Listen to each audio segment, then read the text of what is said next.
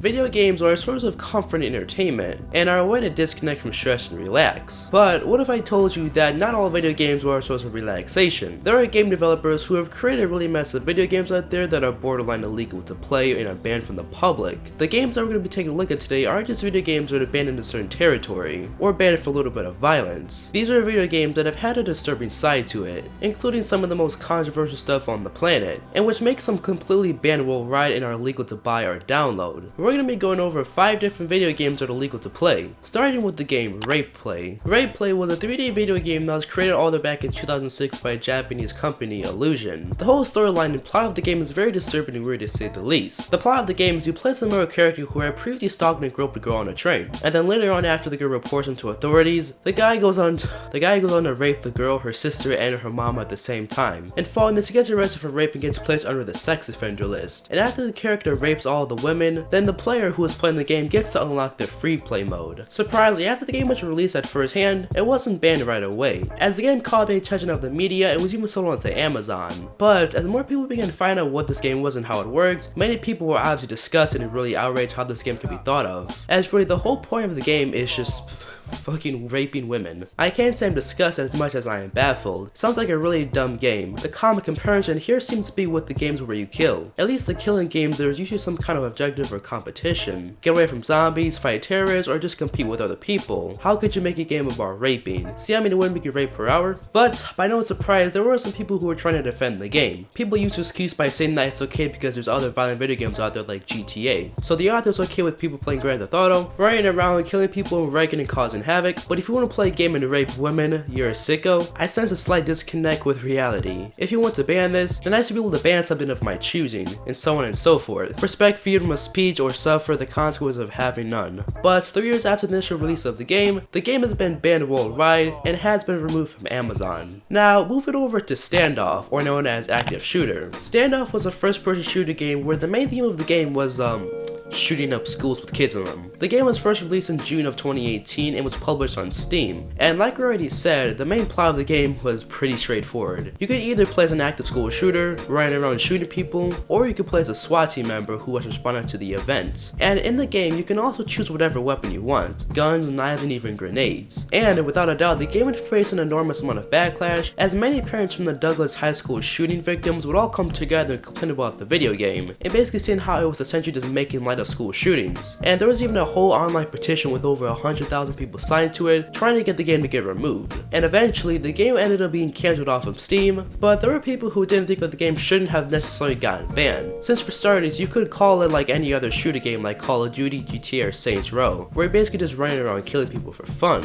I kind of don't understand why they could have taken it down. You can literally go and shoot in every other game you can think of, like RDR2, GTA, Postal 2, Crackdown, and else. And I don't think people are psychotic over games. But I'm sure if you do more digging, you could probably go find the game on some super sketchy site with a malware on it and find the game. Shifting our attention on a rather different game, the Guy Game. The Guy Game was a trivia style game that was released on PlayStation 2 and Xbox in 2004. The way this game works is that the player would get a series of questions, and anytime the player would get the questions right, real life models would appear in a bikini clothes. And the game was more intended for adults only, since part of the game was women showing off their tits. And the game would have been fine if it wasn't for the fact that one of the models was underage at the time when they were filming it, and weren't told what they were getting interviewed about. And this was just 4 months after the initial release of the game. But with child exploitation being involved here, the game was eventually banned from all devices and stores. The confusing part with this is the underage girl, whose name was Dane, said that she was 17 at the time and told him that it was not being informed about what she was being interviewed about. But the Guy Game listed her age at 21 years old, because some people speculate that she had lied about her age so she could be a part of it. I remember hearing about this story. One of the models turned out being 16 or 17. She took part in many adult videos, and when it came out that she was underage, she'd used a fake ID saying that she was 18 or 19. The production company and the developer went into a meltdown pulling everything back. The game was removed and was taken off all of the shelves, but somehow, some way, people have still managed to buy the game off from other people.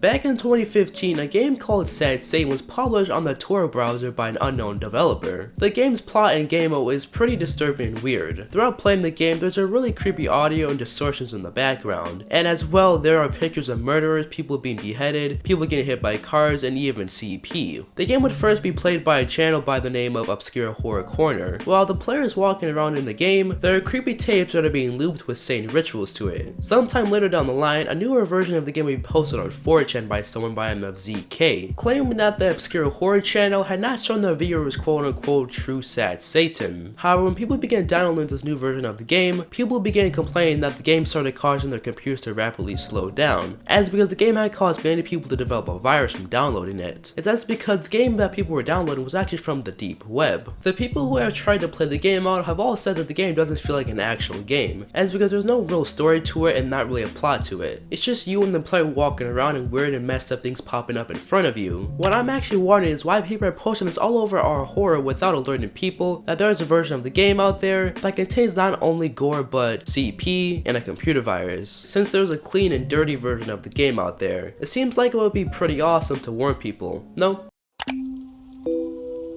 Baby Shaker. Baby Shaker was a mobile game on the App Store that came out in 2009. The game is pretty straightforward. The premise of the game is you have a baby crying on the screen, and you can't do anything about it to make it stop. You just have to sit there and see how long you can withstand the baby crying. But if you can't take the baby's cries anymore, then the player had the option to start violently shaking their phone, ultimately killing the baby when the two red X's appear on the baby's eyes. The description of the game was, on a plane, on a bus, in the theater. Babies are everywhere you don't want them to be. They're always distracting you from preparing that big presentation at work with their incest crying. Before at Baby Shaker, there was nothing you could do about it. Now, Baby Shaker gives you a charming drawing of the baby, sure to make those less than Iron Wolf fun. True to life, it begins to annoy you immediately. See how long you can endure his or her adorable cries before you just have to find a way to quiet the baby down. Never shake a baby. The game only lasted 3 days on the Apple Store before the game was eventually taken off the App Store. An Apple spokesperson says the Baby Shaker app went on sale Monday, but was pulled from the iPhone store by Wednesday.